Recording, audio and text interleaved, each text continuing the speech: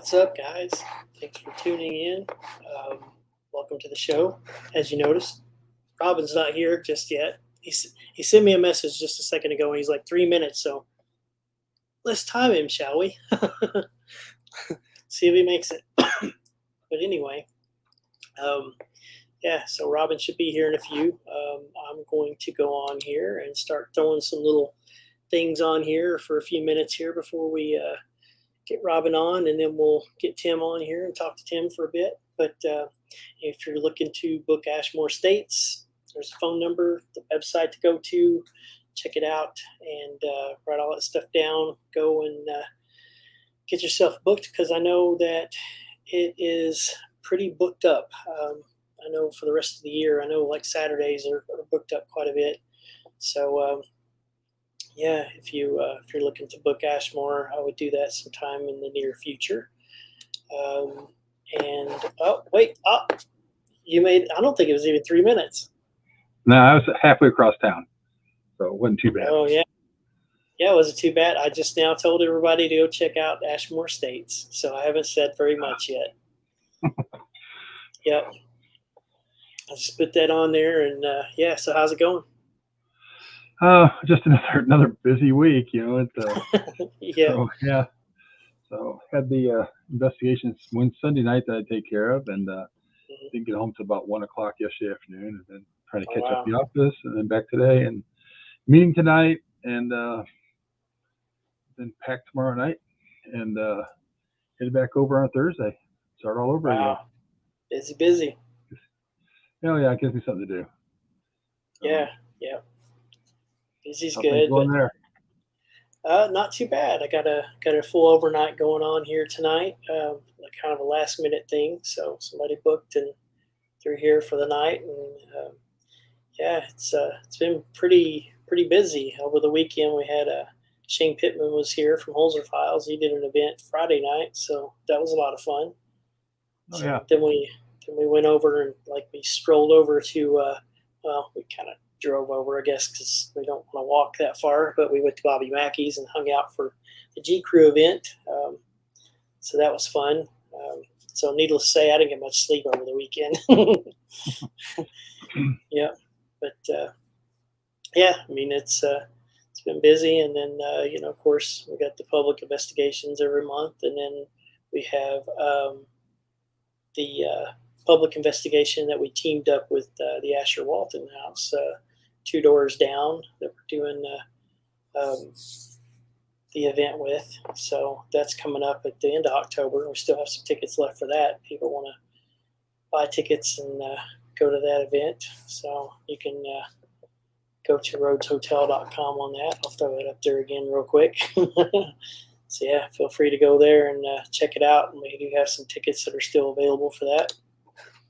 But yeah, so what have you got coming up? Oh, let's see. We've got the Kids Day coming up here in October 1st that weekend, and there's only about 3 or 4 tickets left for that. So it's almost sold out, and once it's sold out, we're not selling anymore. So it'll be it's close to being sold out, and will be probably before too long. And then people will be calling me and contacting me wanting to buy tickets. I'm like, I've set that there, and put it out on our Facebook page and put it out everywhere that there's just how many tickets are left, and that's it. So that's all we're doing.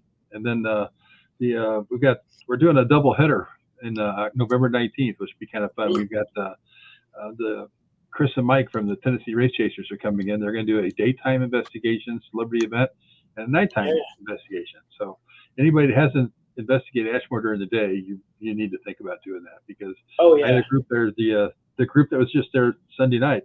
They said, things, we got some stuff going on Sunday night, and they came back in for like 3 hours on Monday morning, and they came out like, we're coming back to a daytime. We had all kinds of stuff happen while we were just in here for the last 2 hours. And, like they heard voices and heard pipes rattling and all. So so I think that daytime thing will be fun, and with those guys. So if you don't like coming out at night, come out during the day and investigate with those guys, have a good time. And it's a little bit of a different feel because most of the investigations are at night, so it'll be kind of cool to bring people out during the day and do a daytime thing as well. Yep. And if you only do the daytime, you get done like at 5 or 6 o'clock at night. You go home, enjoy the evening, and you're set. Yeah, go to bed at a decent hour, right? Yeah. In fact, I think Kristen's going to come out and help out with Kids Day, and Oh, cool. so she's going to see Chris and Mike this weekend, and then Mike, you and I will be with Chris and Mike next weekend. So. Yeah. Yep. Exactly. But, yep. One of the things we're going to be talking about the big weekend next weekend. In fact, we ought to just bring Tim in here so we can get things rolling with him. Yeah, sounds good. We'll wait till he gets done putting down his blats. Yeah, he's 16 sip. No. That's Brad that drinks all the blats. I don't know if Brad's. I have to ask him if Brad's forced him into doing that or not. There he is. Hello, gentlemen. Hello. What's going on? How are you doing? I am doing good, and I promise you, it is not blats. No, I can't do it. I tried my high school years, couldn't do it. No. I used to drink that when I was playing hockey on the road a lot. I love that. We'd go to the bar that we could find the cheapest beer and ask what they had. It was usually Stag, Falstaff, or Blatz. And, no hams? Now hams was. Most of the time hams was kind of a good seller back then, and, so they didn't give you that. But in fact, another one that was which has really changed around was Leinenkugels. You could buy Leinenkugels really cheap. Nobody wanted to drink it. Now it's like that's become a very popular beer now. Yeah, and it was like gut rot stuff. Back when actually, if I'm being honest, there you go, Leinenkugels. There it is. If I'm being honest, back in the 70s and 80s. So it's been a few years ago. Yeah, no, they've changed their game. So, but gentlemen, thank you for the invite tonight. Yeah, thanks for being here. Appreciate it. I was going back in our notes, and it's like 2019, the last time I was on the show. So I am honored. Thank you. Yeah, we were doing the phone-in thing back then, so yes, we was decided to try to get all fancy and let people actually like to look at our ugly mugs. I don't understand that, but okay, I'm in. I think they screenshot it and use it for dartboard practice later. That makes sense. That makes a lot of sense. Yes, it could be. So we thought we would catch you before you started running ragged, because next week you're probably going to be all over the place, right? Yeah, for the most part, over the years, we've learned to try to take most of that week off of work because we just want to dedicate and literally immerse ourselves into it. We know what it takes to get there, especially the week of. This week, this year, there's going to be a lot of out of our hands, and we're just keeping our fingers crossed with the whole flight issues because anyone who knows who's ever flown into our town, we literally have 2 flights a day into our airport. So with all the issues going on with flights this year, we're trying to get everyone in a day earlier than we usually would, just to try to give us that padding in case that stuff happens. But yeah, you're right. That's why, it's a Tuesday night and I'm enjoying a couple Leinenkugels because the stress has already started, but that's all right. Because our hashtag for the last month it's basically Paracon, which means let's just have a drink. After doing this for so many years, you guys have been doing this. The event itself, when you get into the doors, are pretty much like you already know what's going on. It's a matter of getting, like you said, getting everybody there. It's the stressful part. Yeah, and you're absolutely right, Robin. That'll be the stressful part. Once we know everyone's there, then at that point it's game on. We just got to go focus on giving the best presentation and the best show that we can for everyone who's there. But until that point, yeah, you're worried. You want to make sure everyone gets in. And knock on wood, coming into our 12th annual, we've only had a handful of flight issues. Nothing major here or there. We've never had a whole year affected by it. There might be 1 or 2 here, but that's been it. So as long as once we get everyone here, then it's game on and we're ready to roll. It's changed a whole lot. Like this is, I don't remember, number 6 or number 7 for me. I can't remember. I think it might be number 6, but it's changed so much just in those years. So I can only imagine how much it's changed from the first few that you guys have done. Yeah, it is, and we talk about this a lot.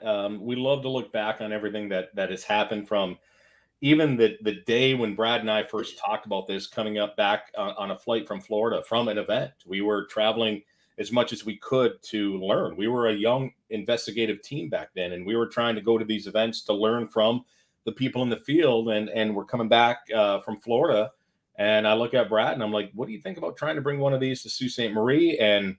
And now here we are, minus COVID. This should be the 13th annual, but we had to take a break as the whole world did. So we understand. And but here we are celebrating the 12th annual, and we look back on, as you had said, Mike, on year one. And I mean, back then in year one, we had one vendor room that was not even full, and we had 3 speakers on Friday night, and I think we had 6 speakers on Saturday, and that's where we started. Back then, our headliners were Ghost Adventures. They were the young up and coming team back then. They were in year one of their season, and we actually wanted ghost hunters that year, but couldn't get them because they already booked. So the guy at that time who was booking them said, "Hey, have you ever heard of this TV show Ghost Adventures?" And being honest, I said, "No, I hadn't yet." He says, "Trust me, they're going to be up and coming. We can get you these guys for a good price." And being a new show, we had to watch our budget pretty tight. And so we took them, and that turned out to be a pretty good grab on our part. And, now here we are coming into year 12, and we are, for the first time ever, we're going to have 4 full vendor rooms now. We still have a waiting list for vendors. This will be now we'll have 4 full vendor rooms, and it's a pre-party Wednesday night, and then half the day Thursday and all day Friday, all day Saturday. We've actually held back making Thursday a full day because we don't want to do that to people. We understand what it's already taking for people to be there if they want to come in half a day Thursday and taking time off of work and stuff. But so we didn't want to grow it. We got you got to be careful. Be careful what you wish for. Be careful of the monster you create. So we've kind of put on the brakes the last few years as far as the speakers. We could keep bringing the speakers in, but we're very happy about the fact that we're going to have 4 vendor rooms this year and 2.5 full days of speakers, and we're ready. We're excited, as we always are. It's going to be awesome. It's going to be a lot of fun. Yeah, always look forward to that one. Yeah, and it always is. It's we enjoy the party afterwards as much as we enjoy the work during the day. We work hard and we party hard, and that's what the weekend's all about. And it's about bringing people together and sharing and enjoying. And God, probably 2 months out already, we start to. Once you realize we're within the summer, and for me, it's always once the 4th of July is over, it's all Paracon to me. Let's get through the 4th of July. We're camping, we're having fun, we're celebrating Independence Day. But once 4th of July is done, I'm focused on Paracon, and we're rolling. Yeah, I remember the first year I came out. That was like one of the cool things I noticed. Like, you got the event during the day, and then like everybody just vanishes to go get dinner or whatever, just freshen up, whatever. And then everybody just starts piling up outside, like inside, like around the bar area and stuff, and hanging out. And it's just so much fun. Everybody's just so laid back, and it's just hanging out with friends. It really is. And we get asked this all the time, especially from newcomers who are coming in. And every year we have so many new people, and we love that there's still people who are learning about us and coming for the first time. And they'll always ask, they're like, we're so excited to be there. Can't wait to come. It's our first time, but will we ever have access to, the TV people, the authors? Will we have access to them? And we're like, yeah. I mean, that's what I love about our event. It really is. Everyone comes together. There's no one's pretentious. No one's, there's no bodyguards or anything like that. It's like, if you don't get to them in the vendor room, come hang out in the bar afterwards, because 90% of them are there having drinks and relaxing and talking to the fans. And that's what we love about it. Yeah. It's so much fun. Yeah. Now you got some new people coming in this year too, then, don't you? That have never been there before. Yeah, we do. We have quite a few authors that are coming in that we've been talking to over the last few years. And so we're really excited about that. Nikki Folsom is one of them that we've been, we interviewed Nikki and Brad and I on our podcast years ago. And we always said, Nikki, we're going to get you in. We just got to, find the right time to bring it in. And it's finally happened. So we're happy about that. Now, the one that, as far as like headliners are concerned, that So at the end of every Michigan Paranormal Convention, we always have a survey that the people can fill out and let us know, what did you like? What did you not like? What would you like to see different? But we always ask, who would you like to see come in that we didn't have? And Destination Fear has become one of the hottest shows on TV right now. And that for the last probably 3 years, they've been saying, can you get them in? Can you get them in? And we've been trying from that first year. And finally, it worked out, and we're very excited to say that we have Destination Fear coming in this year. That's been a popular one on the surveys. Also, for me personally, and Brad, I know, is really excited about this one. We have a Dacre Stoker coming in, who is the great grandnephew of Bram Stoker, who is the author of Dracula. And it's like the 125th year anniversary of the release of Dracula. So to have Dacre here and to talk about the legend of and the history and the bloodline of the Stoker family involved with that. So we're very excited about that one too. And so we've got some new ones coming in, and we always try to do that. So we know there's the fan populars, the fan regulars that they want to see that are great with the fans and the fans love them. But then we're always trying to bring in new speakers and whatnot. You got to keep it fresh. If you don't, then people are just going to stop coming. So yeah, we're always trying to bring in some new ones. We've got a handful of new ones this year, though, that we're really excited about. Have you had very many cancellations this year from anybody? As far as like attendees or the people we're going to bring in? From your celebrity or guest list? None. Knock on wood. And I'm knocking right now because we've had no cancellations. A year ago we did, because some people were still COVID was still very high on everyone's mind, right, and whatnot. So we did have a few last year that said, you know what, we're just not comfortable coming in. This year, none. We put our wish list in. We knew who we wanted, and worked with their reps and our reps, and we made it work. I'm kind of excited. I'm going to try to slip down Richard Istep's a friend of mine who's going to be there out there, and he's going to speak about serial killers. And actually, one of the books that he wrote is about a serial killer that has visited my house. Well, I was just going to say, not just about serial killers, but serial killers' ghosts. And well, that's what I mean. The ghost of the serial killer that visited my house. So that's one of the books he wrote. Really? I love it. And that's what I'm excited about, because again, Richard's one of those guys he's just so involved in this community of the paranormal, and he's so, he jumps right in head first for his research and what he does. And we've been trying to find a year to bring him in, and that's another one that we're very excited to be bringing in for the first time this year. Yeah, we were just talking the other day how he's popping books out. Yes. Yeah, he's like another Rosemary Ellen Guiley, God rest her soul. Right. But I love those people who are just, that is their dedication. They're researching, they're writing, they're releasing. That's what this field needs, and that's what I love. Yeah. Yep, it's going to be a lot of fun. A lot of different people coming in, and like Bridget Marquette, or how would you pronounce her last name? Exactly. Marquardt, I believe it is. Yes. Is it? Yeah, and we were Brad and I got to be on her podcast, and that was a lot of fun. She's really cool, and what I love about her, do not underestimate her. She is educated in this field. She knows what she's talking about, and she loves it.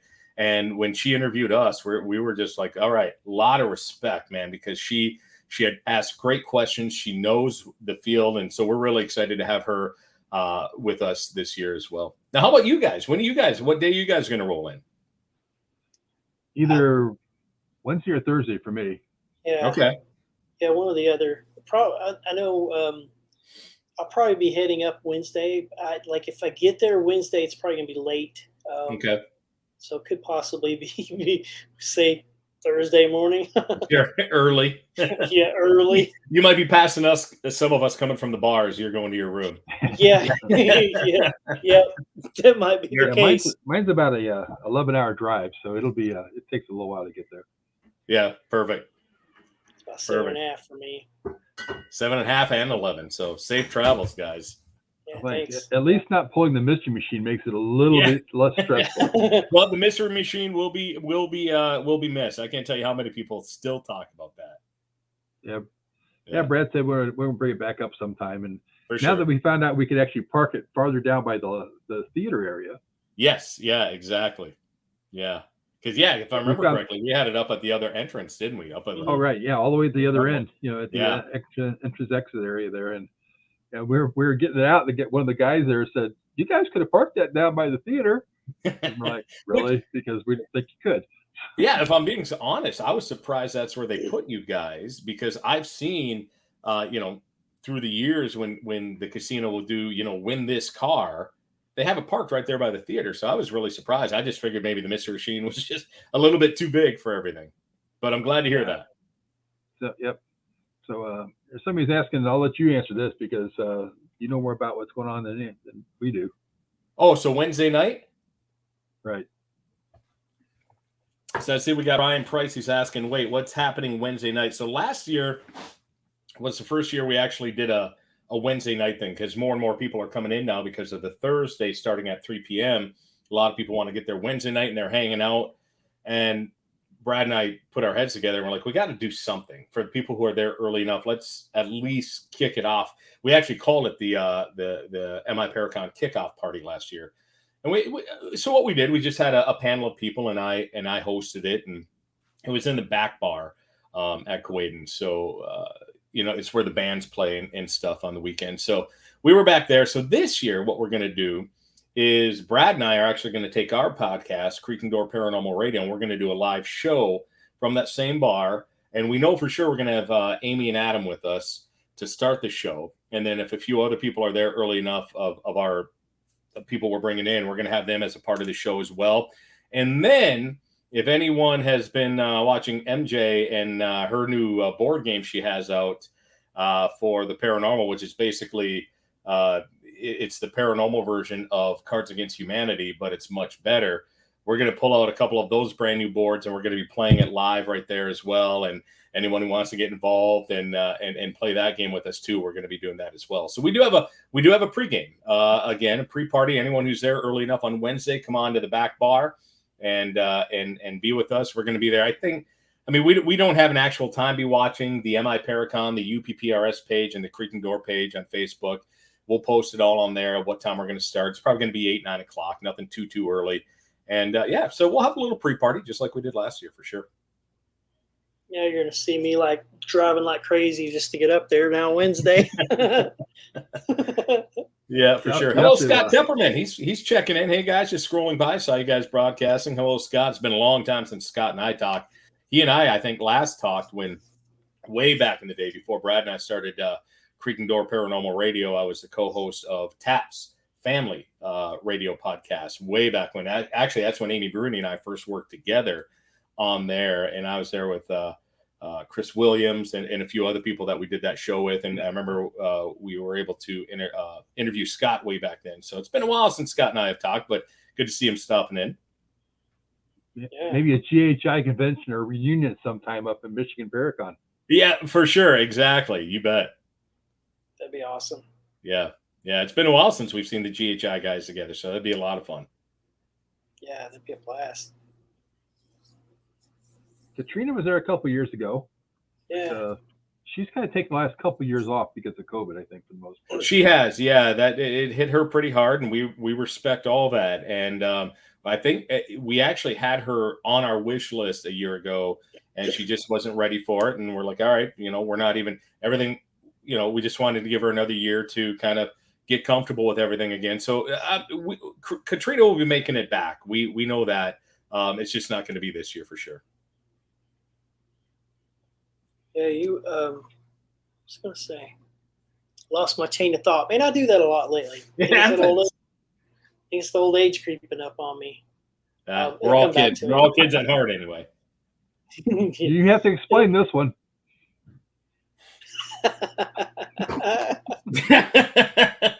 So that is my wife, by the way, asking that question. Yes, if I have to answer, yes, of course I do. We're not going to ask you to show us. We're just going to take your word for it. That's good, because I'm very comfortable in my chair. Is that what it is? That's exactly what it is. Let's just say it's a very hot, humid day here today, and you don't get that often in Sault Ste. Marie. It's very humid today, and in my office here, I don't have AC, so it's warm. That's all I'm saying. You know, Yeah, and if you've never been, people are listening and never been there, you just need to come. It's a cool event. It's a really cool town. I mean, we always try to get uptown, wander around a little bit uptown, and people ask me how close it is to Canada. I'm like, you know, in my younger days, I could probably hit the shoreline with a softball. Softball or with the good north wind, you could hit it with a good spit. That's how close we are. So we have a sister city. So we're Sault Ste. Marie, Michigan, and we have the other town right across the bridge is Sault Ste. Marie, Ontario. So it's our sister city, and we're very, very close to the two cities are very close. We work a lot together during promotions and events, and try to do cross border events. Of course, COVID messed all that up as well too, but at least the traffic is moving again across the borders. And that's another thing we've seen over the years of this event is that more and more people are either coming earlier or they're staying later. And what they'll do is they'll either spend a few days in Sault Ste. Marie and get to know the town, or they'll go to like Mackinac Island or something in the area that is within driving distance, because it's a pretty unique corner where we live. Now, what I love about our town, and if you're a history buff, which I'm a self-proclaimed history nerd, we're the oldest city in the state of Michigan. This is where we get to have the claim of this is where Michigan was born. And it's all because of the early fur traders that came through this area and the waterways. And of course, the world famous Soo Locks, the world's largest locking system, is right here in our downtown. We get to watch 1,000-foot freighters cut right through our downtown. And it's a special, special thing. And as someone who was born and raised here, I've never grown old of it. My wife and I are self-proclaimed boat nerds. We chase them, we watch them, we look for them. And many people in this area are. And it's a special thing. And it's a special little town. And to have the history and the haunted history we have here, it's really cool to have been able to build an event like MI Paracon to be a part of a really cool little city here. So thank you for bringing that up, Robin. It is, we love our town. You know, you're talking about being so close to Canada. I have to tell you this. Last year, I came in really late on Wednesday night, and I'm just driving. I was like, wait, is that where I should have went? And I look, and I'm like, I'm right there. I'm getting ready You were to right at the toll, weren't you? And I'm just like, oh, no. But luckily, I was able to get off there. What was it, like a Holiday Inn or something? It's over that area. Exactly. That's the last turn. Yeah, so as you come north on I-75, we have two exits, and the first one will get you off closer to our event. The second one, there's a big sign that says last exit before Canada. Yep. And leave it to Mike. Over here. Yeah, leave exactly. You missed that one. Take it to the right. And because if you don't, you're going across the bridge that's taking you to a whole other country. So I'm glad you found the last exit there, Mike. Yes, me too. I was just, because I didn't have my passport or anything with me. It's funny because you watch some of these shows on like National Geographic, you know what I mean? It's like they're trying to cross borders and stuff, and I'm just like, I'll be the one that they'll be like, this guy looks kind of suspicious. Let's check him out, and then I'll be like, hey guys, I won't be at Paracon this year. I'm in international jail. No, the good news is it's not that bad of a dead end. You would have hit the toll booth, and that would have made you stop because you would have had to pay your toll to cross the bridge, and you just would have said, hey, missed my turn. They would have let you go around. So you would have been fine, but it is a little alarming at first, for sure. Yeah. I can't believe I did that, though. You're not the only one. I guarantee it. I bet not. and you weren't even drinking, Mike. I know. I wasn't even drinking. I was I blame it on the showing up at 1 a.m. in the morning. That's what I blame it on. There you go. Exactly. You're tired. At least you made it there safe. That's the main thing. Yeah. It was all those damn orange barrels out there in the road construction that had your mind and your eyes just that was. It's hypnotizing. It is. I told him. And I'll warn anyone right now who is coming up. The construction is no less this year than it was a year ago or 2 years or whatever. Just expect the usual construction. It's part of our life up here.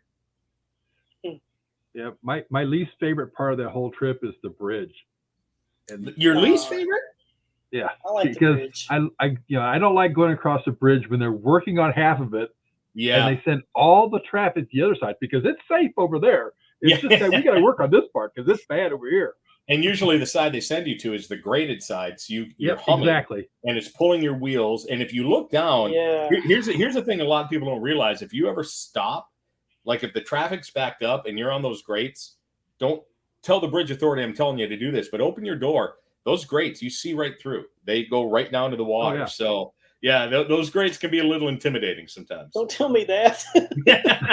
I'll be like looking up the whole time. I'll be like, I don't like heights. I don't like heights. I don't either, but I love the bridge. I've always loved I do the like bridge. the bridge. Yeah, the bridge is so cool. Mackinac Bridge is what we're talking about, by the way. Yeah. Yep. I usually end up FaceTiming my wife and say, okay, for the next 2.5 miles or whatever it is, I'm going to probably die someplace along here, just so you'll know. And just talk to me. Keep me calm. So here's the thing. If you ever are too nervous to drive over, they actually do have people. You can let them know ahead of time, and they will have people waiting for you, and they will escort you across. Now, the problem is they also will have someone drive your vehicle across too. So they will stop in and get in your vehicle, and then you just jump over to the passenger seat, and they'll bring you across. Huh. They understand that bridge is a big bridge, and a lot of people do have some phobias of it. 5 miles. Yeah, Shane, you're right. It is a 5-mile bridge. Yeah. I was okay at 2.5, Shane. Thanks a lot. I really appreciate it. I think I'm going to block him now. So he blacks out 2.5 miles through it. So it's all right. Well, the worst day with me bringing it over was pulling the van. Oh, I couldn't even imagine bringing that across. I've pulled my camper across that bridge before, so I get it. But if you have any type of wind going across, it pulls you, and it's pretty intimidating. And that's that day. So they had this big sign up there that says, you may experience some wind gusts up to 40 miles an hour. And if you do, we will shut the bridge down. I'm like, oh, great. Pulling the van over. I don't like bridges. And the van catches wind back there. It's like, and then you're on the graded part of it because we're doing road construction. Exactly. Yeah. And then my van and my truck are going like this over across it. And you're trying to like, God, I hope there's not a problem back there because I think this is just the grate. But exactly. Yeah. It is very, very different if you're not used to it. If you've done it enough times, you realize that grate pulls you a little bit, and especially if you're pulling something that pulls that. So it's got that feeling, but I get it, and I respect the fear. I do. There was one trip that we made. I rode with Robin when he was hauling the Mystery Machine. I was a nervous wreck the entire time, and then on top of it, we had a blowout. The time I was with them, like one on the bridge, on a trailer. Were you actually on the bridge? Okay, I can't remember where we were at. A different town. Oh God, I was like this the whole time. I was like, yeah. It's about an hour after you cross the bridge, isn't it, Tim? About an hour. Yeah. So Jenny's asking how far is it from the Sioux? It's 45 minutes. Okay. Yeah. So very close to an hour. You're right there. So trust me, once I cross that bridge, I know I'm homebound. It's 45 minutes, unless you never have a traffic jam once you get on that side of the bridge. So the worst thing that could happen is like a deer slowing you down. That's it. Yep. Yeah. So you gave us the opportunity to check out a few books. I had some questions. I just wanted to talk about some of that. Of course, in one of those, there was a little segment on ghost ships. I love. Did you see the Ghost Ship movie? I did, and I loved it, and I saw that, and I was just like, oh, I got to read through this. Yeah. So the Ghost Ship movie, because I'm a scary movie, a paranormal, anything junky with that kind of thing. I love the Ghost Ship movie. I thought the beginning was the best. Mm-hmm. The setup for why it's a ghost ship. Yeah. Like most things in Hollywood, the ending always leaves me wanting more. That's how you're ending this. But I do agree. The Ghost Ship, if ever I'm flipping through the channels and Ghost Ship is on, I will stop and watch it for a while. I have to. So, yeah, both our books actually have a little bit about ghost ships in it. More in our latest book, Great Lakes Monsters and Mysteries, has more about ghost ships in it. But even our first one, Yooper Natural Haunts, which is based on 20 years of case files of our team, so Whitefish Point has a ghost ship legend to it too. So yeah, so both books kind of touch on that. And considering where we live, and so we're right on the St. Mary's River, which connects Lake Superior and Lake Huron, and that's why the locks are here. Because if not, there'd be a 50-foot drop. There is a 50-foot drop between Superior and Huron, and there'd be waterfalls. So that's why the locking system is here, to bring the ships up or to bring them down so they can keep moving through the Great Lakes. And so when you've got that much maritime lore around you, yeah, you better believe there's going to be some ghost ship stories around there. Yeah. Yeah, I didn't get to read both books all because it was a crazy weekend. Well, and kind of go. got it to you a little bit later than I would have wanted to. So I appreciate you even flipping through it as you could. Yeah. Oh yeah, I love it. The funny thing is, I've always told people years ago, I've always said that I'll wait for the movie to come out. Like when it comes to books, I've read more books since Robin and I have been doing the show than I've ever read probably in my whole life since school. Yep, absolutely, and I get that, and that's kind of what's cool about it. So I'm kind of a book nerd, and I love having books, and to have been able to be part of two of them myself has been like a dream come true. So I get that, I understand. I love reading books and learn. To me, I can watch a movie. When I watch a movie, I shut the brain down. I just let the TV or the screen tell me the story and do my thing. When I'm reading a book, I'm paying attention to what I'm reading, to the point where sometimes I read kind of slow because I'm like, I'll go back and I'll start again. I want to read that paragraph again because something, So I find myself educating myself and learning more when I read, as opposed to watching the movies or the TV shows. And don't get me wrong, I love them both. Every now and then, I just want to sit down and watch a movie and let that do all the work. Yeah. Yeah. I know you got the. Oops, I don't know how that happened. But let's see here. There we go. You've got the Creaking Door Paranormal Radio on Facebook. Where else is a good place for people to look you guys up and find your books and things like that? Yeah. So if you want to know more about the convention itself, go to Michigan Paranormal Convention. That is the Facebook page. If you want to find out more about it online, that has the full lineup and everything, go to MI as in Michigan, miparacon.com. That's the official website. Now, if you want to learn more about our books and kind of what the team's up to, or Brad and I are up to, so if you follow Upper Peninsula Paranormal Research Society, that is our team that we created in 1999. Brad and I and Steve LaPlante, along with a very small group of very close friends that started that team. And then, as you had put up on the screen there, Creaking Door Paranormal Radio is the podcast that Brad and I started. I want to say 2014, somewhere in there. We started that, and that's just again, as you guys know, it's a labor of love. We're not making any money on this. We're doing it because we love it and we enjoy it, and that's why we do it. So there's 3 pages that you can follow along with either the conference, our team, or Creaking Door Paranormal Radio, but they're all interrelated. It's us. It's all us doing it. So it's either Michigan Paranormal Convention, the Upper Peninsula Paranormal Research Society, and Creaking Door. And those are the 3 places you can keep a close eye on us and make sure we're behaving ourselves, which isn't often. Yeah, so that's probably close to impossible. I didn't see that. I was just going to say, we wear that as a badge of honor, so thank you, Robin. I was going to bring up real quick, Brian asked if you'll have the books at Paracon. Yes, we will. Absolutely, Brian. Thank you for asking that. We will have them, both of them, Yooper Natural Haunts, again, which is our first book, which has been 4 years now. That one came out. That one is near and dear to our heart for a couple of reasons. One, again, because that one is actually based on our team, the Upper Peninsula Paranormal Research Society. And Rosemary Ellen Guiley, rest her soul, who became a dear friend of ours, also had Visionary Living publication. She had her own publication company, and she wrote so many books that she published herself and helped other people get off the ground. And after our 9th annual MI Paracon, she approached us and she said, "Have you guys ever thought of writing a book based on your team and based on your case files?" And the answer was yes. Brad and I and Steve had been talking about it. We just didn't know where to start or what platform to use.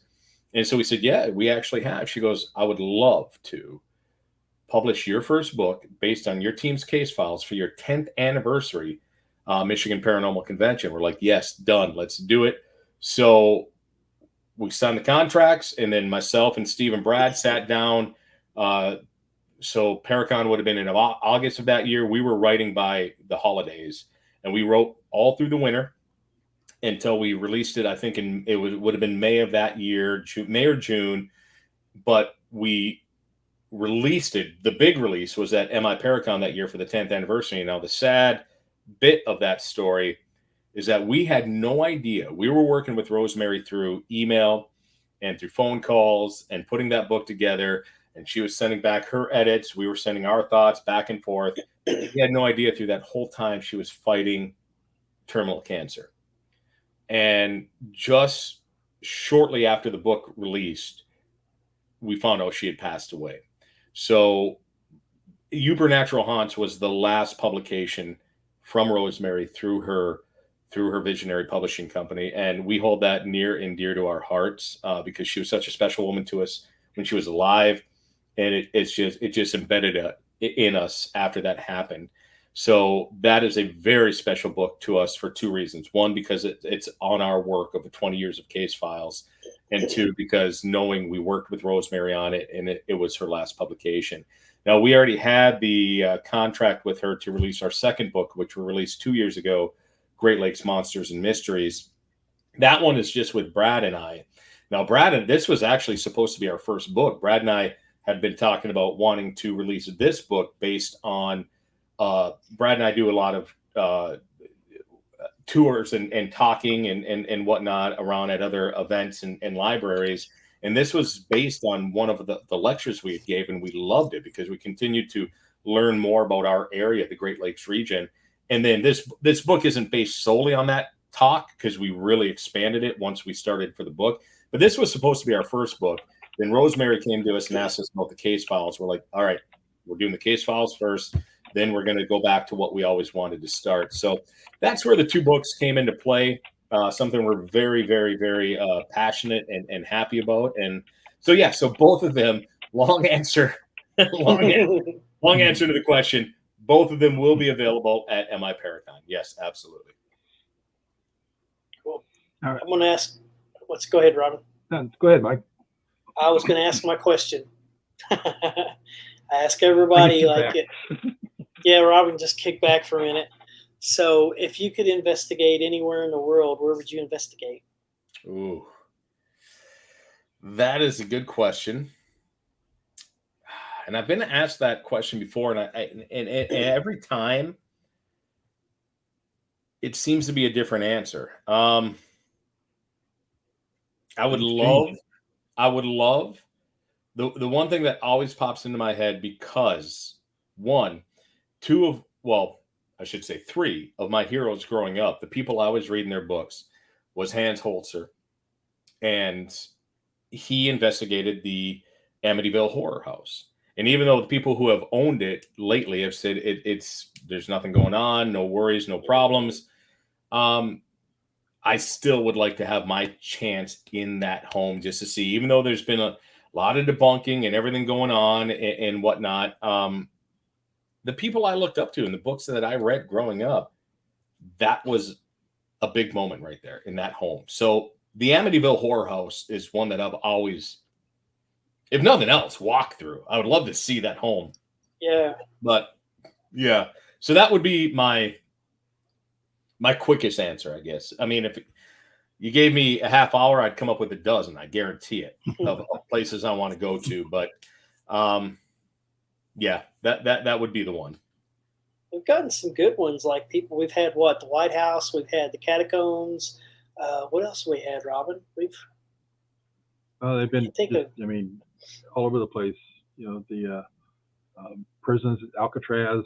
All kinds. Alcatraz is another one that is yeah. I mean, the idea of getting in Alcatraz would be outstanding. Yeah, for sure. I mean, and Robin, to take nothing away from Ashmore, I haven't been there, and I would love to. So, there are many, many places on I yet to be here list for sure. You bet. Well, one thing that and I hope because Brad's already said that you're going to be there. So, Tim and Brad are going to be at Unity Day at our theater in February. I'm reading this right now, so this is news to me, but I'm okay with this. I'm absolutely okay with this. So Yeah, all right. This is awesome. Actually, this is very it's exciting 100%. news to me. Not to kick Brad's butt when I see him up there next week, but yeah, it's a 100% fundraiser for Lost Limbs Foundation. We donate Love it. everything we do to that, Yep. and you now and Brad are going to be there. And then That's Barry, all right. I Greg, think there's a Quinn. few. I'm sorry, I didn't mean to cut you off, Rob. I was just going to say, Oh, I you're think there's a few appearances I haven't told Brad about yet either. So we're it, even here. It worked out in the wash. Yeah. Please keep talking about this. Yes. So, Even and things he said out. anytime you get a chance to go south in the winter, that you're good for it. I'm like, okay, you realize that this isn't really like south. It's south from where you're at, but yeah, anything in the dead of February, I'm okay with getting out of town for. Yeah, like it's our a 10th heat wave. anniversary, the 10th one we're doing. So we're going to do Awesome. a Friday night pizza party with the Kling brothers are going to be here, and then you guys, and we've got a couple other people are going to be in, and so yeah, it's going to be a lot of fun. Absolutely honored. Thank you guys. I can't wait for it. Thank you. Yeah, Thank I just you. got to get it in my calendar now. Yeah, since it wasn't already there. Yeah. Yeah, it's actually it was this is the first year I actually ever announced who the speakers were going to be before we sold out, because we sell it out every year. Like about 5 hours after I release tickets in February of this year, February of next year is sold out. When do tickets go on sale? They go on sale about 11:30 the day of, like in February of this year, and so that's February how quick 2020. They go. Yeah, February 2023 was sold out by about 5 o'clock. Wow. So good for you guys. That is awesome. Yeah, we've still got tickets for Friday night, and then our Saturday night dinner, and we're doing a Saturday night dinner, and Rebecca's going to be down doing a gallery reading, and then Friday night we're going to do a pizza party with the Kling brothers. So, this is awesome. It'll be a lot of fun. Thank you guys. Thank you. Oh, thank you. Yeah, we appreciate it. Can't wait to be there. I was just looking on here, and I don't think we even asked him this. No, it's funny because it's right here on my list, and I looked and I saw Heidi got it, and I had my hand on it. I was ready to click it and say that was what I was going to ask. Yeah, great question, Heidi. What got you interested in paranormal investigations? This is a great question. We get it asked, often, but in a great way. Because I love to tell the story, the very fact that, for Brad and myself, and for Steve LaPlante, who is our third founding member of our team, the three of us met in first grade. And I love the fact that the three of us are still together. And Steve and I turned 50. Brad likes to say he's the young one, and he is. He hasn't hit 50 yet. But we met in first grade in elementary school here in Sault Ste. Marie. And to this day, we're still running the streets together. And that's something we love. It's brothers. We fight as brothers. We love as brothers. And that is what has made this journey so special. And the three of us, none of us grew up in a haunted house. None of us did. We just knew when we met in first grade, we were those wonderfully weird kids who loved ghost stories and Bigfoot and Loch Ness Monster and everything that was weird and scary movies and strange. And we always joke about how the fact that in elementary school, when we'd be invited over to friends' houses for their birthdays and sleepovers, half the crowd would be with us because we were telling the ghost stories, and the other half wanted nothing to do with us. And we got that. We weren't offended by that. We weren't for everyone. And then as we went through middle school, we always were the ones who were looking for old spooky cemeteries and old abandoned houses, even in high school. Now, we weren't necessarily the jocks, but we got along with everyone. We were that group that just kind of hung out with everyone. Sorry about that bump. And so we hung out with everyone. And it was always funny because the jocks would find us and they'd come up to us like midweek and they're like, "Hey, we heard you guys were going to go to that abandoned house. Can you take us?" And we're like, "Yeah, absolutely. Let's go." So they didn't want their other jock buddies to know that they were going to run through the old house, but they would come to us and we're like, "Yeah, let's go. Let's have some fun." And so we did that through high school. And then we all went our separate ways after we graduated in our hometown here in Sault Ste. Marie in 1991. And we all went our own ways for college and further education. And as grand design and whatever would have it, we ended up back here. And we never lost our love of it. And so we realized at that point, we were now 21, 22 years old, that we couldn't run through old cemeteries or abandoned houses anymore, because at that point you're getting arrested. We weren't 14 and 15-year-olds. We were now 22-year-olds. So we didn't want to go to jail. So we knew we had to start something a little more official to do this. And this was before Ghost Hunters. This was before the TV shows came out. So, but we knew we had to take it to the next, horrible cliche, the next level. But we did. We had to create something different than just what we used to call it spooking. We would go and spook ourselves. We'd try to get that adrenaline rush. We knew we had to make it a little more important now. And that's when we started to want to truly investigate and research what we've loved since we were kids. And for no other reason than we were just drawn to it. And that's where it started. So in 96, 97, we started working with a different group out of Ontario, because back in those days, the internet was just starting. It was dial-up. And we were trying to find someone to work with, and there was nothing in Michigan. But we found an Ontario Ghost and Haunting Research Society out of Toronto. And eventually we stayed with them for about a year and a half. And then after that, we had cut our teeth. We had brought a few of our closest friends in. And in 1999, we started what became the Upper Peninsula Paranormal Research Society. And so that is the journey that brought us to where what started our team, our family, which is the UPPRS. It's interesting. So it's a little bit different than, somebody telling their story of, well, I had this happened, in my house or something. Yeah. And I get that. I mean, trust me, if I would have grown up with that, I would have wanted answers right away. I would have wanted to know why. So I understand how that propels people into wanting to know more and creating a team and creating a research or whatever. But for us, it really was just something that was a part of us from the moment we were so young. We don't even remember, other than running to the library to get the next book on ghosts or Bigfoot or Loch Ness Monster or UFO. Was everything that was strange and unexplainable was our passion. And there's no reason for it other than that's just who we are. That's how we were born. That's the energy and the soul within us. And that's what attracted us to it. And we haven't let it go since. And I hope we never do. I don't see why we would. We're just growing in it. Yeah. Mm-hmm. You guys have a lot of the Bigfoot guys that have come at the event. There'll be a Michigan Paracon. Have you ever thought about doing like a Bigfoot Squatch investigation, or at night sometime? Robin, that's a great question, because we have talked about that. So even from year one, we've always tried to make sure, because even though the majority of our event is ghosts and paranormal and hauntings, we understand that there's the fringe side of it. Again, it's what we loved as kids. So we loved hauntings and ghosts, but there was something so intriguing about Bigfoots and Loch Ness Monsters and UFOs and everything. All of that together was something that intrigued us. So we knew we always wanted that to be a part of Michigan Paranormal Convention.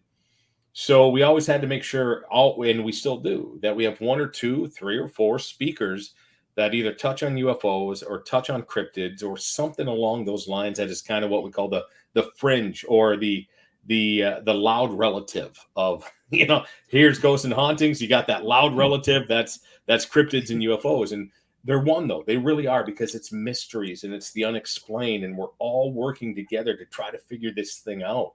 And so we always do try to bring that in. And we have talked about it. So again, this year we're doing a ghost hunt with Amy and Adam on one of our retired ore ships here at the Valley Camp, which we, as our team, the UPPRS, has had some amazing experiences on. So that is a ghost hunt that they do. But we have talked about, and I don't know that we could do it within Paracon, because you can get in and out in about 6 hours and a ghost hunt and maybe get some experiences that are cool. But if you're going to bring people out to the woods, like let's make it a thing. Let's make it a weekend event within itself. Let's grab the tents. Let's grab the lanterns. Let's go out and hang out for a couple nights and see what we can get out there.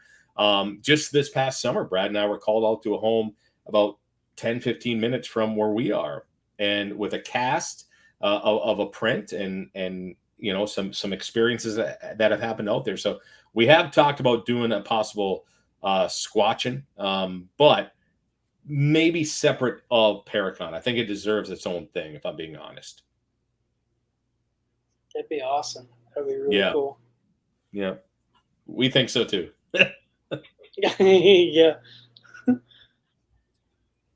Heidi was asking also if you've been to any places in Indiana to investigate. No, we have not. Now that we wouldn't love to. Here's the double-edged sword of what we do. There's that crazy thing called making a living and life that gets in the way of wanting to go everywhere and investigate and be around ghosts. You got to do that thing that pays the bills. Unfortunately, we have not found a way to make this side of it pay the bills yet. Once we do, we'll travel to Indiana, we'll travel to Ohio, we'll travel to Wisconsin, we'll travel to everywhere. So that is a great question. I wish we could have been there, and we would love to travel much more than we can right now. But we do what we can. We're still trying to pay the bills and keep the lights on. Anytime you come When to you get down to Indiana, I got a place for you. Yeah, right exactly. there. I know we've Exactly got what I a was place gonna to say. stay, so I love that, and I know Yep. we've got a couple places to investigate too when we go there.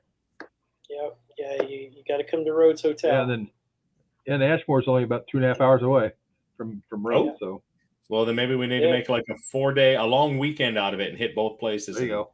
Have some fun. Yeah. All right. Takes me 2.5 hours to get to Ashmore from here. Oh, that's not bad. Maybe maybe we need to make a team trip of that. I like that. Let's talk about that more in about a week from now. Yeah. Oh yeah, there you go. That sounds Good. like a plan. I agree. Yeah. I'm glad you came on and talked to us. No, thank you guys. Absolutely. As soon as you reached out, Mike, I'm like, yep, I'm in. Thank you for asking. It's been an honor. We love to get out and just talk about ghosts. Again, it's what we've been passionate about since we were the smallest of kids. So we're happy to be doing it. And thank you so much for asking me to be on. Are you gonna close with your stolen Jenny question? Because she's been on here most of the night. I know, Jenny. I'm sorry that I keep stealing your question, but it's an awesome question. So I was asked that I was asked this question, and I was like, "Oh, that's a good one." So I stole it. And I already know one of the guys he's going to say. Yeah, I'm pretty sure. I think I have an idea about one of them. So if you can investigate with any three people alive, they could be alive, they could be gone, or they can be fictional. Or fictional. Yeah. All right. May I crack a beer? I'm almost thinking I can think of two of them now.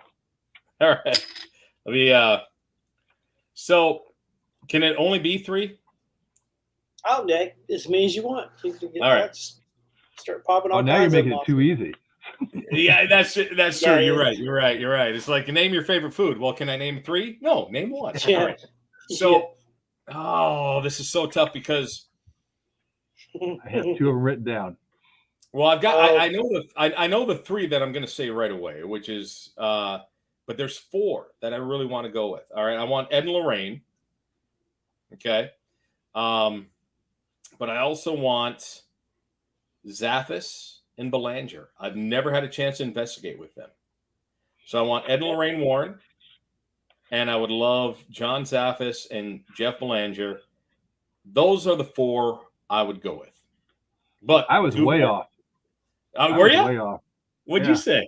I can't read it. Hans and Rosemary. Well, all right. So Hans is a given because I already mentioned him earlier. So you're right, Hans Holzer. But you said I had to whittle it down.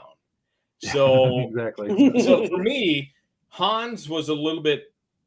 He was so old school that for me, Ed and Lorraine. I love the fact that Lorraine was the medium and Ed was the exorcist and everything. And so I love the package that as a husband and wife they brought to it. And I love the fact that John Zaffis, of course, is their lineage. And Belanger has always been my favorite author. I love Jeff. And I would investigate with him any day, anywhere. So those are my four. Holzer, for sure, a given, but I didn't want to make it that easy.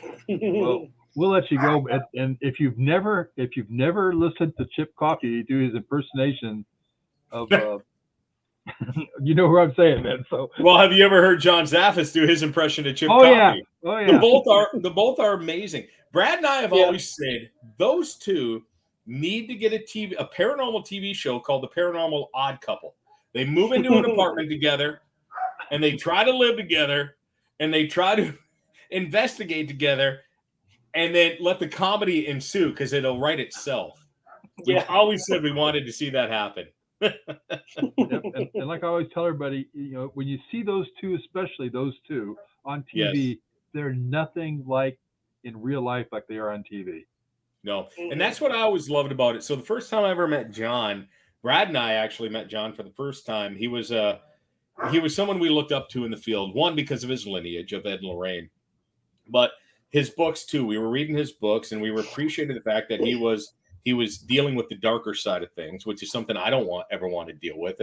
And the great thing about creating the relationship we have with Johnny over the years is with our team, if we ever had come across something that we knew we needed that side of someone, we knew we could go to John. So that was amazing to create that relationship with him.